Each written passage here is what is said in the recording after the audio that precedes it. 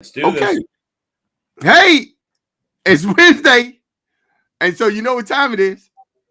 If it's Wednesday at 7 o'clock, it must be time for chasing gazillions. Not the same as making millions. Getting Wednesday with closer in Cancun, Mexico. getting closer. You, from Cancun? From Cancun. Were you in Cancun? Are you in Cancun? I'm back. Hold on. It's Wednesdays with Fernando and Anthony. And we're getting a little punchy here, man.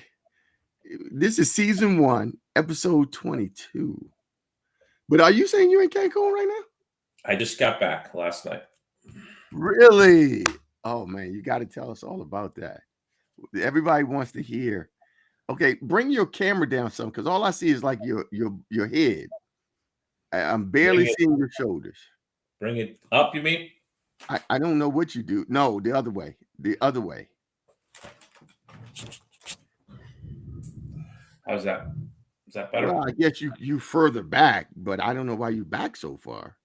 You want me to be like this?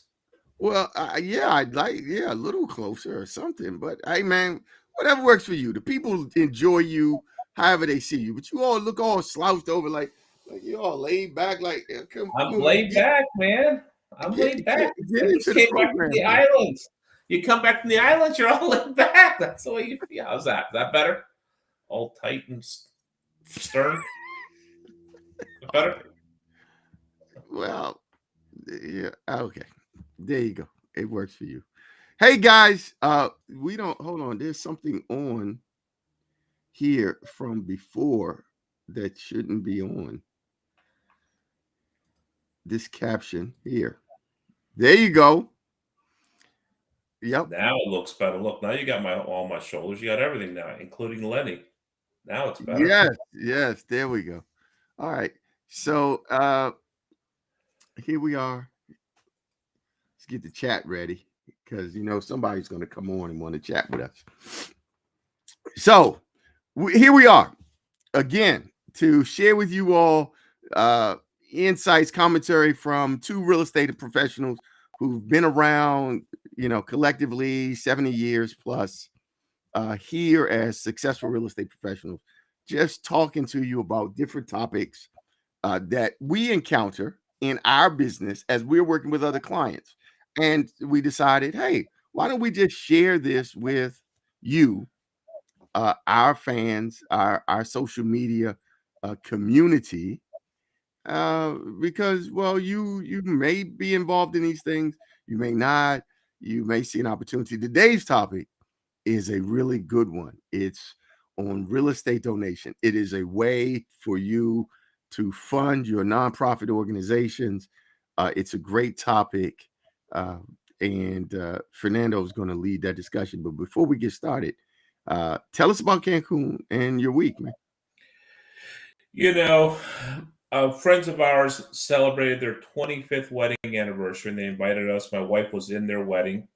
They invited us to come celebrate with them in Cancun. Stayed at Secrets Murano in Cancun. It was lovely. That's all inclusive, adult. All inclusive, adult only. Dude, we went to the Breathless Riviera all inclusive in Cancun. It was phenomenal. Food was good. Drinks were good. Cold. Top rail. All the drinks you can have. If you drink, you just drink. I got after the restaurant, I got after it. Yeah, I bet you did. Had a few cocktails. Yeah, I had a few cocktails. That was the first place. That was the first place. Probably not the first place. I think it is the first place where we actually were. I know it's the first time we had the front desk call us and say, Mr. Bowling, yes, the housekeeping noticed that you aren't drinking anything from the minibar. You got Modelo, Stella wine. Do you need something else? Why are you not drinking? And we were like, dude, where we come from, we don't actually open up the minibar. You don't touch the minibar. We don't touch the minibar. We're just so conditioned not to touch the minibar. You feel like if you open the door, they know it. They start billing you. Exactly. And so we didn't touch the mini bar. And he was like, yeah, everything it's all, sir, available to you for your enjoyment. Please, sir, if you don't like what's in there, we can swap it out. We got some a Blue Moon sent up instead. And dude, Modelo, Blue Moon. I mean, after that, it was crazy. After So that, don't here's tell me I can go into the mini bar and it's not going to rack up like $2,000. Normally, like here in the States, you go to the mini bar, you get like the Snickers bar, and then you look at your bill. It's like, what's this $47 charge? Snickers bar? right. Here's the thing. I very similar to you. Not that I was afraid because I knew mini bar was included. I didn't really drink anything out of the mini bar because I had drank so much outside of the mini bar. Oh yeah, right, when right. I got back to the room, I was falling asleep. I wasn't thirsty anymore. I was done. Right, because these places and the cleanliness, they under some kind of competition on the cleaning. We had housekeeping was like 4 times a day. Ours was twice in the 4 morning. times a day at this, But I like that you go places with friends and other human beings, adults who invite you. I hope one day our personal relationship will be strengthened to a level that here's who I am. I've been meaning to tell you this, by the way. So we'll do it on the show. I have some close friends. Yes. It takes a while. It takes a while for me to bring someone into that inner circle, a circle of trust, as they say. I know. And a few years of friendship, it's not enough for me. I'm sorry. It's not. But so that's why I am actively pointing out to people for me, what I do is I share with you what I call a brick in the foundation of our personal and professional relationship. I'm trying to build a foundation upon which you might one day say, hey, Bowlings, y'all want to come with us? We feel like we can go together to something, together. And we're willing to risk it because we've been around you. But like you say, 2-3 years together, doing business together, I done put money in your pocket. Clearly not enough just yet, but I'm working on it. It's not about that with me. My 2 best friends I've known since first grade, since 1971. I mean, and with good reason, you knew why you didn't want to go nowhere with them. These are still my best friends that I talk to every week, if not every day. And so this is who I am as a person. Two of my neighbors were my college roommates that moved down the same street as me. This is who I am. I'm not sure. Don't take it personally. I'm not sure I'm hearing the basis upon why I'm not being invited to go. But okay. I know. So well, look, we're gonna start here with this week, Sunday.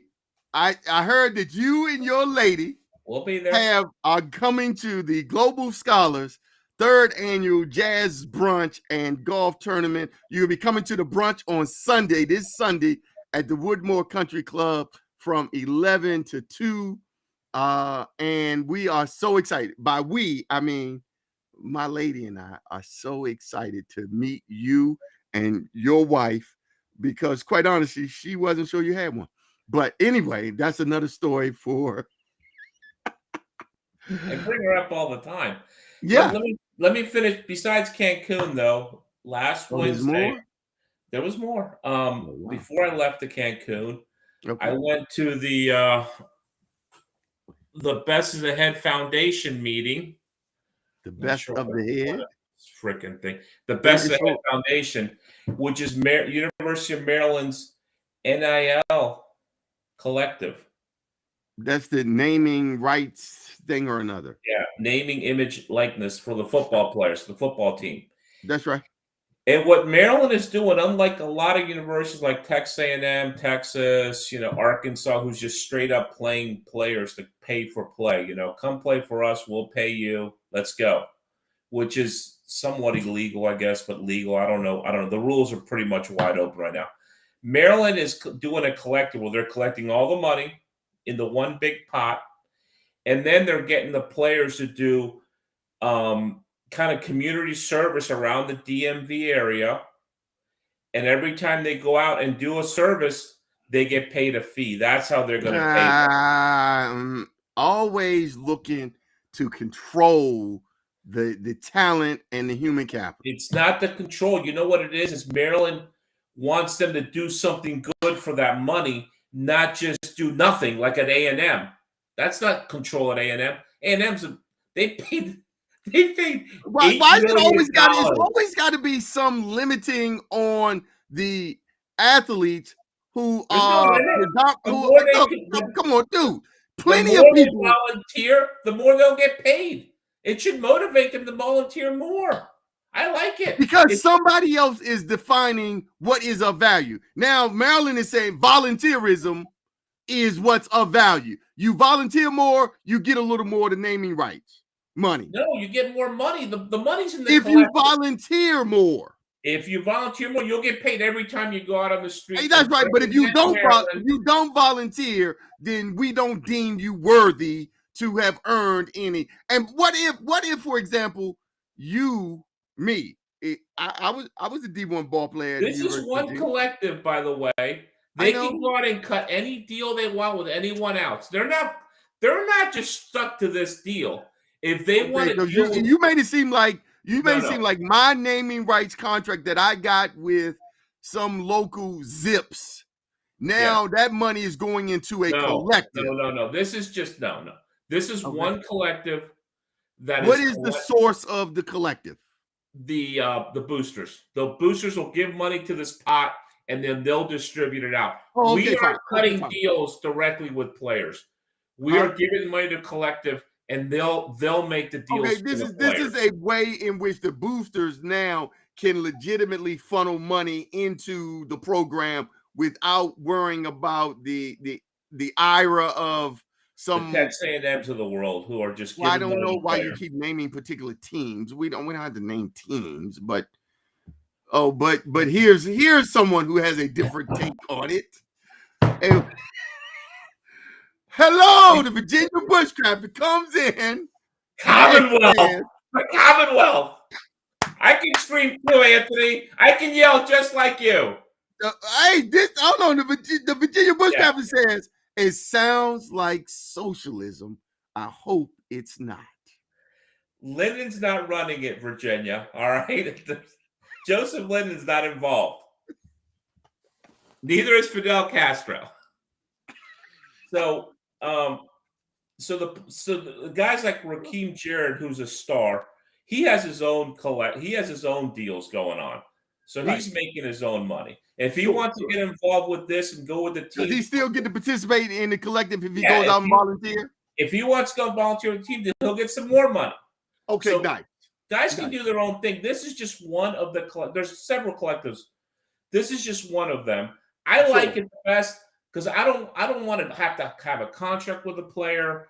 I don't want to be negotiating. Hey, what's fair? I just you just your company to give. I love that. They handle. But that's the alumni association. That's now this is just another means by which alumni and supporters and boosters like yourself who have an affinity towards a program and would like to give in ways that they can, and in this instance, money, and they like to do it, and they like to see it be earmarked. I love that the money, like for me, for example, the university sends me all the time saying, "Hey, give what money." University? Yes, and what? Wow! I give money, of course, to the Student Aid Association Foundation, because that money is right for the football program, athletic department. But I also give to the college of which I graduated from, the college, and I give there as well because I have a degree in sociology from the University of Virginia. Yes, a graduate of the University of Virginia. So I give money there as well. What are you talking about? I always have to emphasize that. I feel like it's a thing.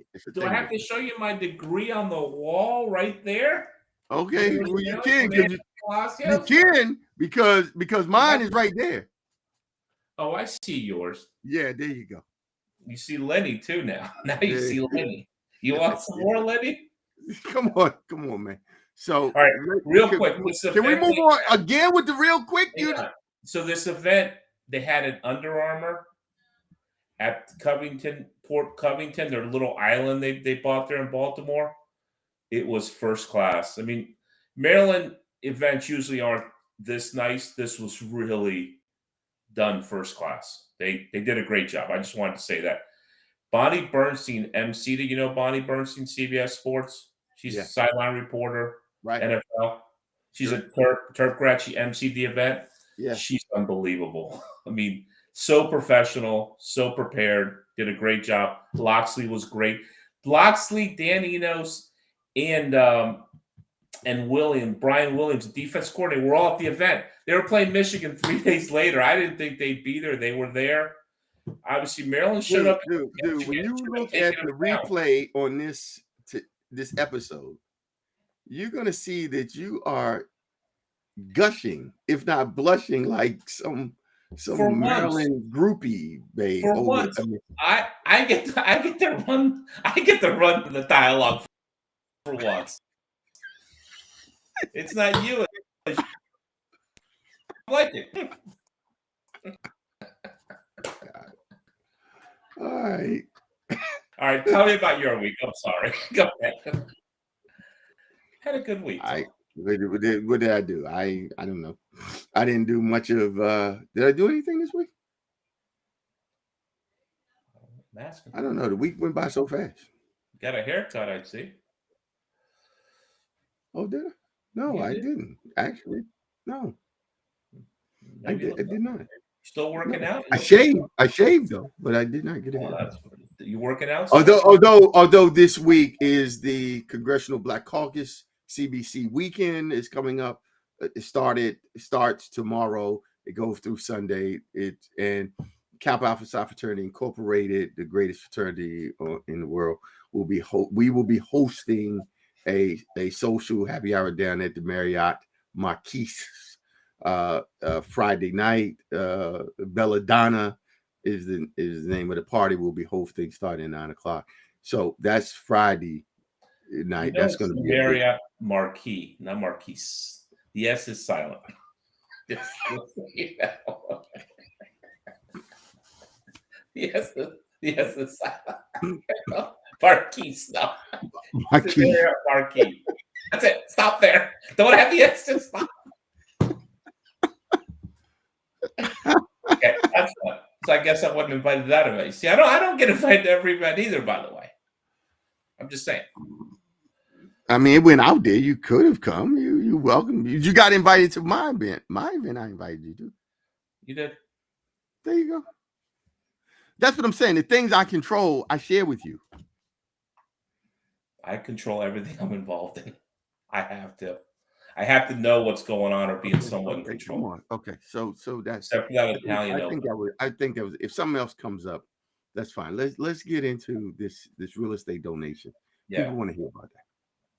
It's good topic. You ready? Do you want to give an intro before I bring on the slides? Yeah. Yeah, let's talk about the background about it. Let's talk about it. I have done. You have what? Are we going to talk about it? Put up the slides. Well, you got to give people some kind of intro. You just can't give them slides cold, can you? All right. That's fine. No. So, real estate donations, otherwise known as bargain sales. It's an interesting way of if you obviously have to have the money to do it, because if you could sell a piece of real estate and get a monetary value for it, and you need the money, obviously you're going to do that, right? I mean, most people are in that boat, or they can't afford to donate a piece of real estate. But there are some people out there that have the means and maybe need tax write-offs, maybe need some sort of tax incentive to donate a piece of real estate. And it's not for a lot of people, but it is for some, and it does happen. And it doesn't happen as often as it probably could, because I think people don't realize the process and what it goes into donating a piece of real estate and the tax incentives involved with it. I worked with a company out of Florida who was a 501c nonprofit. They were hardcore telemarketing sellers of real estate that were in for sale by owner, or they had been on the market for over a year's time, was what kind of was their sweet spot. And would contact the agent, said, "Has your client ever?" And they started accumulating a ton of real estate doing it this way. And I ended up selling a lot of it for them. So I got to know the industry pretty good. So and I think it's an interesting topic that people don't know a lot about. Sure. And you bring up, when you're talking about persons who have real estate and being in a position financially to donate it compared with selling it at market value and taking the cash, certainly that's not everyone. But, and you mentioned it's a nonprofit. For nonprofits, this is a woefully underutilized tool that's available to help fund nonprofits. That nonprofits, your churches, your nonprofits, your 501c3 organizations that are always constantly in need of and are looking to raise monies. This is a form and a tool that can be utilized to help them fund their philanthropic and charitable activities, because this tool, this donation of real estate, is a tool that through this bargain sale you're going to describe in a moment will allow your organization, you're a church, you're a nonprofit, someone dies, they leave in their will, they leave the church a house. The pastor already has a house. The church says, okay, thanks. And, church, schools, universities are doing it. Churches, nonprofits, where persons are leaving you real estate in their wills and otherwise. And you have the opportunity now to take those real estate assets that have been donated to you, and then simultaneously, sometimes without even taking full ownership of the real estate, because for some of the 501c3s, these assets can be in the millions of dollars perhaps, and taking ownership of those assets and then selling creates a taxable liability that they may want to avoid. Not that it's going to violate your 501c3 status, but it may create what's called IBIT. It may create a taxable incident occurrence for your organization. So one way to avoid that is through this bargain sale process that we're going to be talking about, where you as a nonprofit, you don't actually take ownership. You do a simultaneous sales. You get the property donated to you, Right. and at the same time you sell it out the door to an identified buyer Using a real estate professional. Yes, of course, using a real estate professional to then simultaneously do these two transactions. You get the proceeds without taking ownership, and then the property is passed on. So that for you as nonprofit groups, churches, Global Scholars Foundation, University of Maryland. Yes, University of Maryland. These are organizations that should be out here actively encouraging persons who are inheriting a piece of land up in Baltimore that it can't be sold. It should be donated. And as a matter of fact, that the land I got up in Baltimore right now, I'm going to recommend that to my client tomorrow, as a matter of fact. But let's get started. All right. All right. So, and you can take the slide down. We don't need the slides. I got them here. You don't want the audience to see the slides? Oh, I guess they could. Yeah, that's fine. Okay, that's fine. Yeah. Okay, so it's an explanation what it is. There's forms that need to be filled out. Obviously, you want to do everything the right way. You want to have a real appraisal done by a real certified appraiser using Form 561. The charity often pays the transfer fees at closing. Occasionally, broker fees to a taxpayer's broker. There is one involved. They pay the listing agent as well a fee. Typically, these fees are reduced for the purposes of these types of sales, just because you're dealing with a nonprofit. You don't want to take money from them that they can't afford to give you, right? So, um, that's this slide. Go ahead, next slide.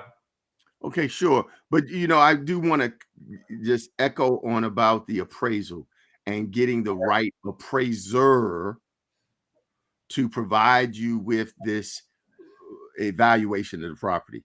There are certain designations we earn on the commercial side that distinguishes standard professionals from extraordinary professionals. For myself, as a commercial practitioner, I have earned the coveted CCIM designation, Certified Commercial Investment Member. Yes, you Uh, have. Thank you, and that distinguishes me from just someone who has received their basic real estate license and training. But also on the appraisal side, it's the same. That you can get an appraiser who is certified as a residential sales appraiser. But then there's general appraisers who are able to appraise both residential and commercial. And then there's MAI certification designations. And those designations distinguish those appraisers at a higher level. And you just want to make sure that as an organization, you're getting the right real estate professional to conduct the business for you here when you're dealing with the IRS. So what makes a good bargain sale, right? I mean, so not every property is good for this program. It's just not. So what makes a good one? An aggressive donor, ready to donate the property, not donating it, but give me 100 grand. Sometimes I've seen deals where the donor will say, "Hey, I'll donate this $2 million property, but I would like the 501c to give me back 100,000 at closing." Because they're trying to. I don't know what they're doing. You either donate or you're not donating it. But sometimes I've seen that's asked. The property in a decent location, relatively good condition. Typically, they've been overexposed. They've been on the market too long, and they're overpriced. So this $2 million property, they're trying to get $3-4 million for it. A lot of real estate listings, the sellers put up like this dream price in hopes they get it because they only need one buyer. So they throw it out there at this ridiculous number. And when they don't get it, they're always over surprised and they get mad at their real estate professional. But it's on them that they've priced it way too high. And that's why you haven't sold it. It always comes down to price. So this is what makes a good bargain sale. If something's been sitting for so long, property with no deed restrictions or overbearing encumbrances of easements. This is basically a clean property with a clean title without a lot of deed restrictions. So whoever buys it can do what they want with the property, especially if it's a piece of commercial land. A lot of those are tagged with some deed restrictions that prohibit it from building what you want. You buy a piece of commercial land, you want to do a multifamily building, but it's restricted to do multifamily. You probably shouldn't buy that piece of real estate. I mean, that's you got. So we're trying to get properties that aren't like that. They make great auction properties, obviously, with absolute or low reserve, meaning sold to the highest bidder regardless of price, or a very low reserve number, meaning if it's worth $2 million, we start the bidding at $100,000. That's a low reserve. The reason they make great auction properties is because typically the charity is trying to get the money as quickly as possible. An auction is the quickest means to get to the ends. We can start the program, have it auctioned in 30 days. And they're usually cash buyers, so they move pretty quickly. And the charity typically isn't overly sensitive to pricing. Obviously, they want to get as much as possible, but they're just happy to get a free piece of real estate they're going to sell and turn it into money. Sure.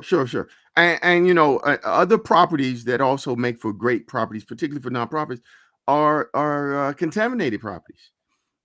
you know, I'm not necessarily saying super fund properties and all.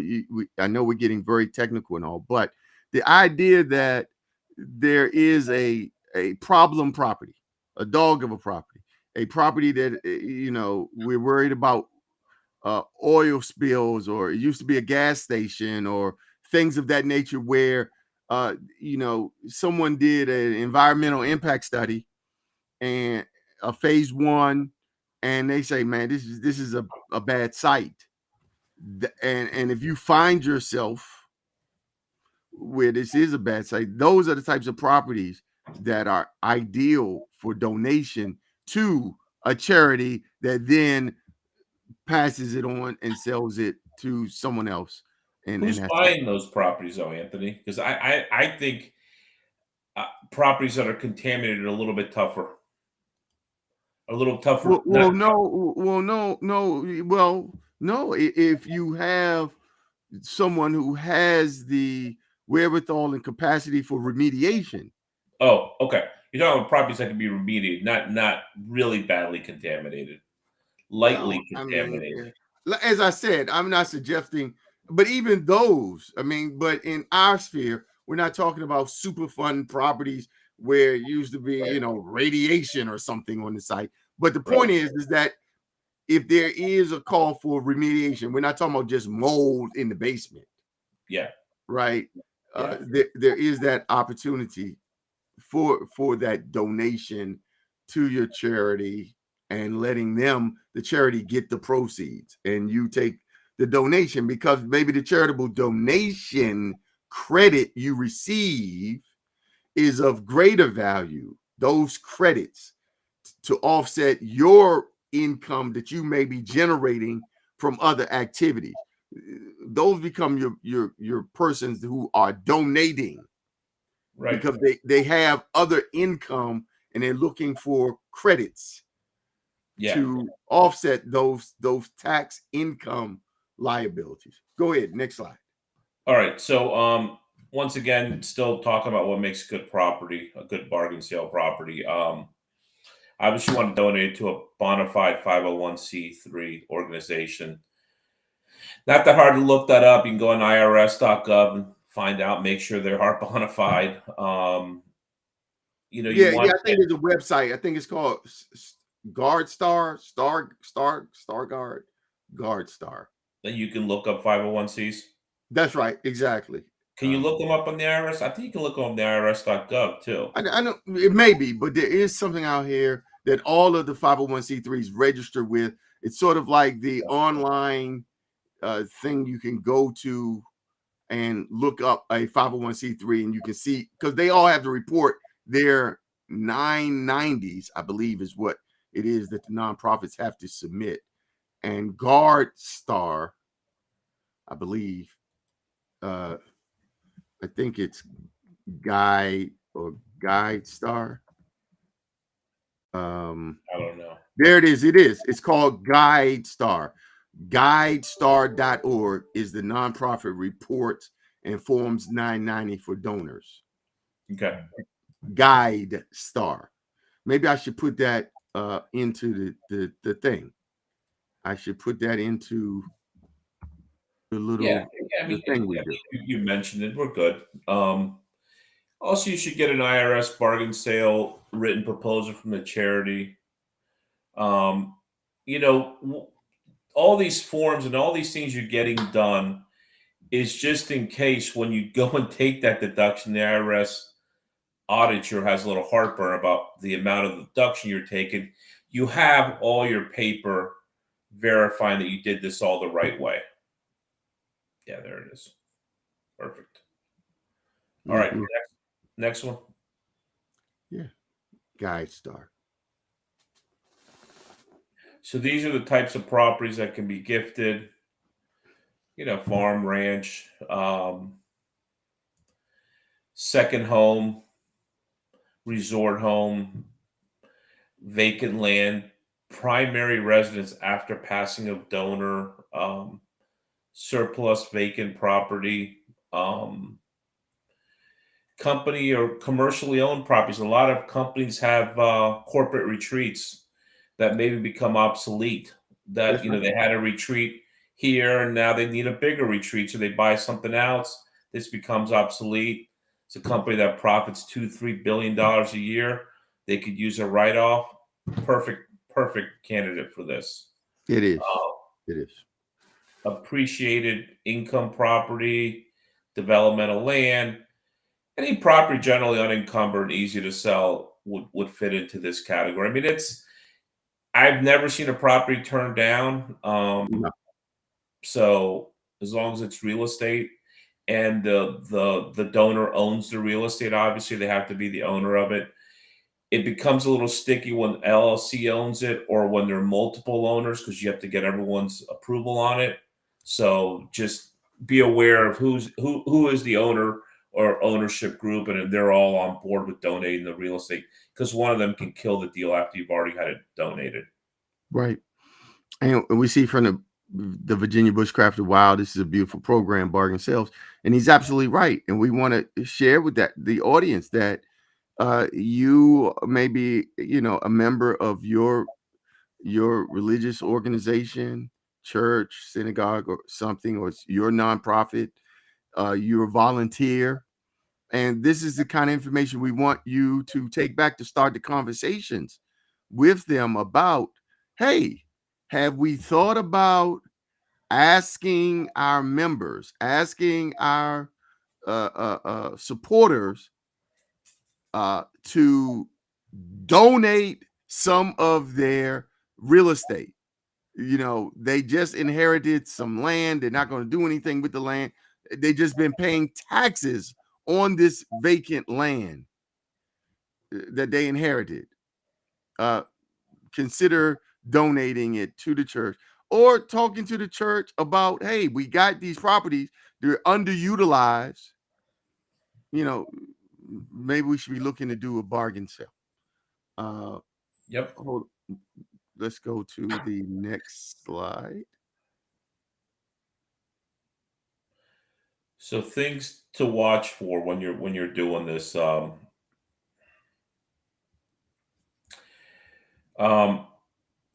can pass on this if you think it's going to be too hard to sell. You don't have to take the donation. Bet many donors jump at the chance to write off for garbage. They're trying to get rid of it, right? Because they know it's garbage, a garbage piece of real estate.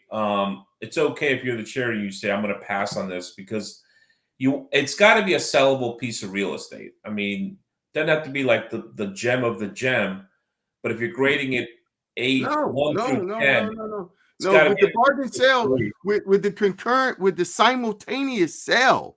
No. You never want to pass on, even on a junk property, because it's talking later on about these environmentally contaminated ones. Yeah.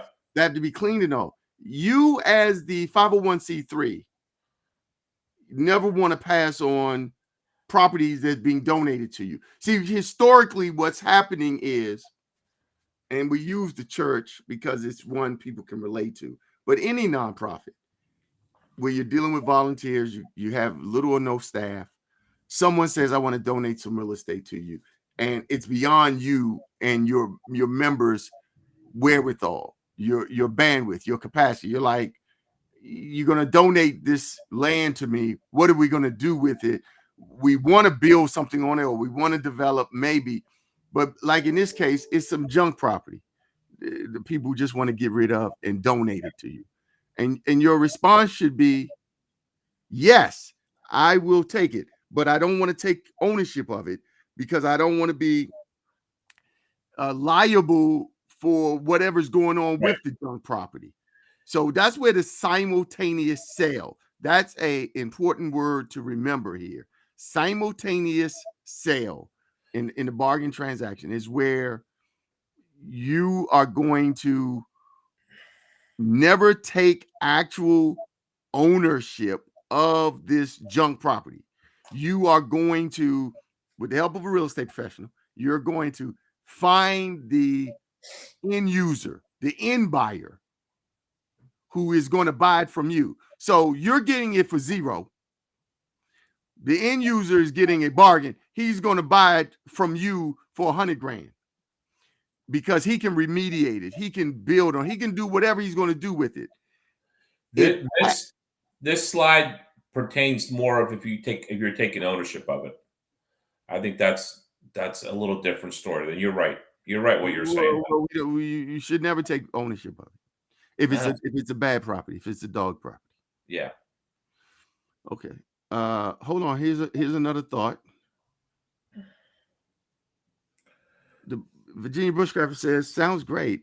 I'm trying to work with a group in Texas to complete the formation of a 501c3, but can't get them to move forward. Volunteers, it's tough.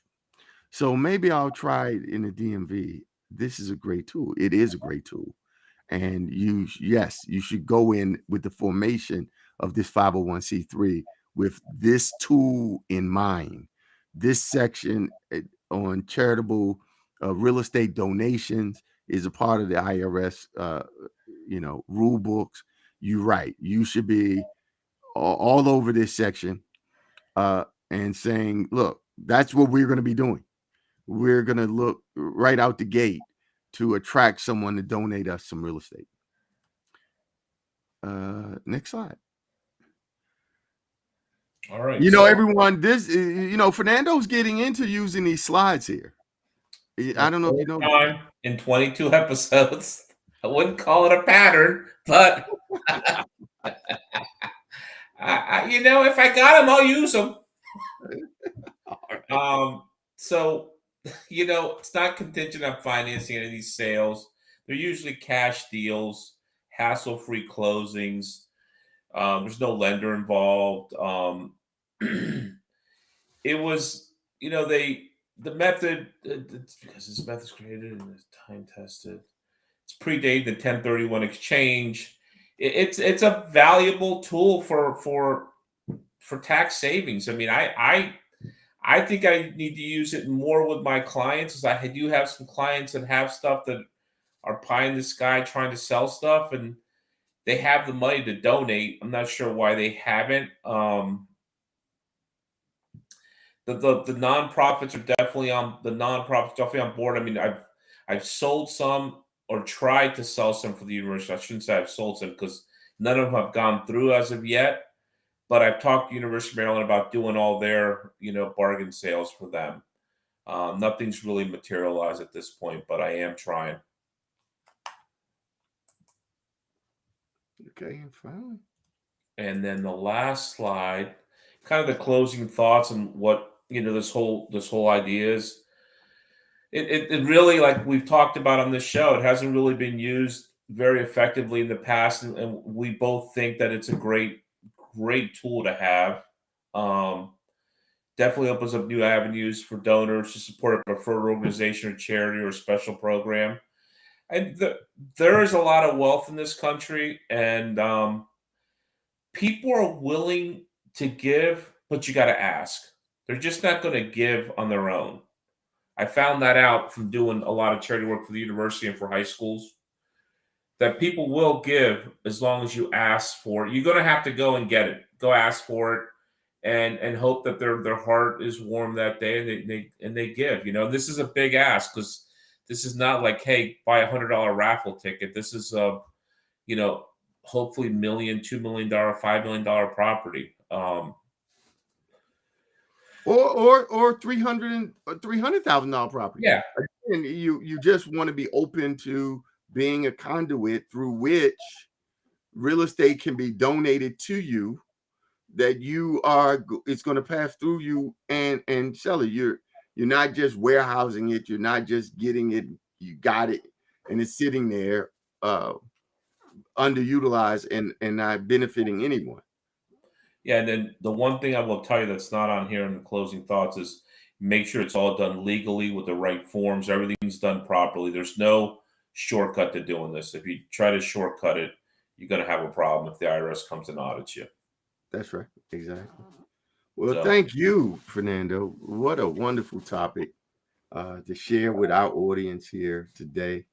About there's more to it, but we try to give you a cursory look into everything we talk about, because all these topics. I mean, we could go on for weeks about them. We could go on hours upon hours with more. Well, we're here. We're here for you. If you want to know more about it, Right. you are considering it, you're thinking about getting involved with anything that we talk about here on Chasing Gazillions. Not the same as Making Millions. Wednesdays with Fernando and Anthony. I mean, we're your resource. We want to be of help. We can be of help. Between the two of us, if we don't know, I can assure you, I can guarantee you, we are one phone call away from the solution. If it's not between, right, if it's not between the two of us, first of all, between the two of us, the solution is we have the solution. But if we don't, we're only one phone call to the one right person. And that's the value of what we offer as real estate professionals. Our leverage relationships are always going to save you tremendous amount of time and make you a lot of money because we're going to save you time. You're not going to be dealing with the wrong lender. You get the right lender to help you get funds for that project. We're going to get you with the right appraiser to evaluate that property. We're going to connect you with the right, we got the best and the right auction company nationwide to help you with your auctions of property nationwide. The right title company too. The title company, we're going to help you as the right real estate brokers nationwide with your transactions. So, and we make a little money along the way. What's wrong with that? Nothing wrong with that. We got to earn a living. Who for our clients? We want our clients to make money. All our clients make money. No, we make a little money too. No. Well, yeah. Well, what we make, as you know, and for those of you out there who know us, you know, Absalom Bowling is just a junior at the University of Memphis. I got a sophomore at Keppel. So Eliza Bowling is in grad school. Right? I don't pay for grad school. I told them. No. She working. That's true. We don't pay for grad school. She has to work, but we still are supplementing as parents, and we are parents. And I tell my lady's out here right now wants to know where we going for our 31st, for our 30th wedding anniversary here, October 10th. 30 years. Cancun. Secrets. Very nice. Very reasonable too. Yeah. Well, you know what? We were talking about different things. We're thinking about $250 a day. Everything's included. Beautiful rooms, all the food, all the drink. $250 a day. That's a good deal. I can drink some alcohol for $250 a day. That sounds like a good deal. That is a good deal. It is a good deal. What was the flight down there? The flight? Well, it's $500 for the flight, but my wife's my companion because I'm such a Southwest guy. I got free flight for her. Nice. So we're not Southwest kind of people. We are Reagan National United kind of people. All right. What can I say? Yeah, we're different like that. So let's talk about this weekend. Come on. It's Sunday. We were talking about it's your final push, right? For the global scholars. This is it. Yeah, let's see. Do we have that? Where is that?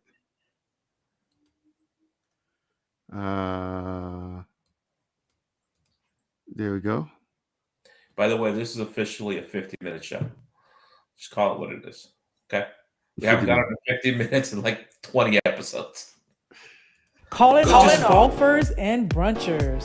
Please mark your calendar to join the Global Scholars Foundation for a 2-day event hosting the 3rd annual golf tournament and newly added jazz brunch at the Woodmore Country Club in Mitchellville, Maryland. The 2-day event will kick off on Sunday, October the 2nd with a jazz brunch and continue on Monday, October the 3rd for our 3rd annual golf tournament. Please visit our website at globalscholars.foundation for more information and to register for this event.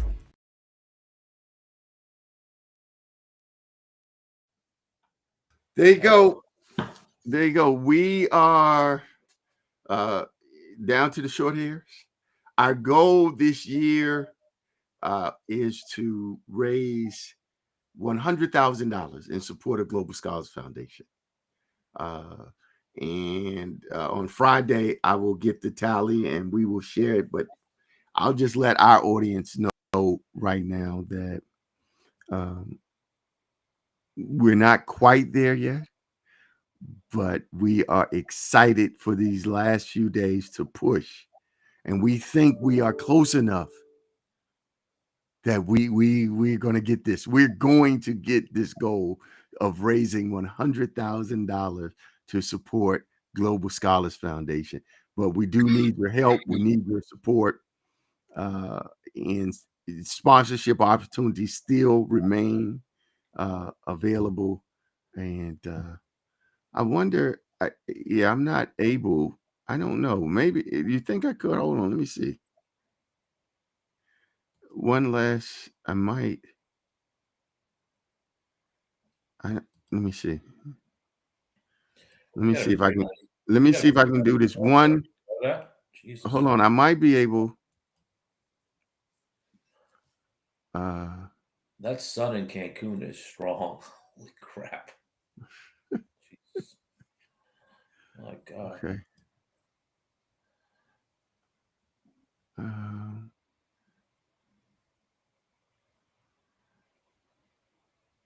Okay. No. Well, I thought I had it, but I don't see it. I'm not going to be able to. Oh, one last thing I had to tell you. Yeah, come on. My mom fell again, broke her left arm. That poor lady. No. Yeah, she broke her shoulder like 2 months ago, her hip Right. like a year ago, and she fell and broke her left arm on Friday when I was in Cancun, which put a little bit of a sour taste in the trip, but I got over it and did what I had to do. But I got back and I'm flying down there in a couple weeks to. What part of they're in Florida, right? Yeah. Are they in the path for this hurricane? Are they going to be all right? No, they're in Miami. They got hit with a little bit of rain. Yeah. And my brother lives in Bradenton. He's right in the path, which is right above Sarasota. If you hear Bradenton, that's where my brother is. So he's there. Bradenton. Hopefully he'll be fine. Yeah, this hurricane is pretty bad. I mean, it's I know. bordering on Category 5. But my mom went down again, which is just killing me. So I'm going to go down there in a couple weeks. So I'll be filming again from the rehab center, South Florida. So our show will be there. We love it. We love that you're a trooper and that maybe when you're down here, we'll bring moms on. We'll bring her into the family first, always. Always family first. Always. Well, God, family, friends, and then business. Then University. That's for me. Then University. No, it's. I love that place. I love that place. Michigan State this week. Let's go. Did you all win last weekend? We did and lost to Michigan. Oh yeah, that's what I thought. Yeah. I wasn't going to bring it up, but you've been saying Maryland so much. I want everybody to know that you all do get smacked in the mouth. We didn't get smacked. We played them tough. Oh no, we had a chance to win that game. There's no smacking. Okay, hold on. I'm sorry. You said you didn't win. We did. We didn't get smacked in the mouth though. Smacked in the mouth is 34-0. We lost 34-27. That's not a mouth smacking. I know what a mouth smacking is. Losing to Ohio State 59-0 last year. That's a mouth smacking. Okay. Did you win? No, we did not. Okay. That's smacking them out. I'm just smacking them out. All right. Hold on. Because normally we miss this. Hold on. Guys, I really appreciate this episode as well as all the other episodes. As soon as I get back to the DMV, I'm taking on this endeavor. I have a mission and vision. And we are going to be here to help you, Virginia Bushcraft. Whatever we can we'll move the do, product. holler at us. Holler at us. We'll move the whatever product. you need. Whatever you need, just holler. You can be back. Where you at, by the way? Are you out in the bush? Where you back to the DMV? I'm home. You out because, huh? Talking to me? Who you talking to? No, the Virginia Bushcraft. He says when he gets back. Back in the bush. No. Well, maybe he's out in Texas because he said he was out working with a group in Texas. Maybe he's in Texas. Maybe. But we are still going to be here for you. Whatever it is you need, let us know. All right. We will. I'll see you this weekend. All right. Sunday. It's 11 to 3 or 11 to 2 Sunday brunch. No pancakes, waffles, bottomless mimosas. I can drink some champagne. Well, so there you go. Yeah, and so get there at 11. We're gonna have jazz. We got music playing and all, and then we have food, right there prompt, dude. This ain't gonna be no dragging around. Oh, he's in San Antonio, Texas. Oh, I like San Antonio. I've been to Woodmore. They know how to do it. They do know how to do it. They know how to do it right. Yes. Yeah. Shout out to the Woodmore team. They know how to do it. And rain or shine, because we'll be indoors. So come on. Plenty of free parking. We look forward to having a great time on Sunday, the 2nd at Woodmore. All right, guys. Thank you so much. Have a great evening. Again, this has been season 1, episode 22 of Chasing Gazillions is not the same as making millions. Getting closer. But it is getting closer. Wednesdays with Fernando and Anthony. 2 real estate professionals just kicking it because, well, we like each other. We like talking to one another. And we wanted to share our thoughts and insights with you about life, our experiences, personal and in real estate. Coming to you every Wednesday at 7 p.m. Eastern Standard Time. Sometimes we pre-record it. So because, well, we're working. Life. But for the most part, we're live, right here, live streaming. Anthony's working on vacationing.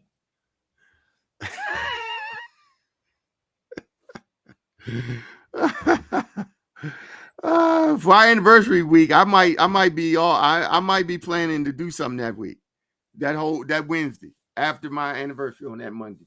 I'm looking like George Hamilton with a stand. Jesus Christ! With the what? George Hamilton. You know who he is? The actor who always has perfect leathery tan. Looking a little leathery. Damn. All right. We'll talk to you this weekend. Bye-bye, everybody. All right. Bye.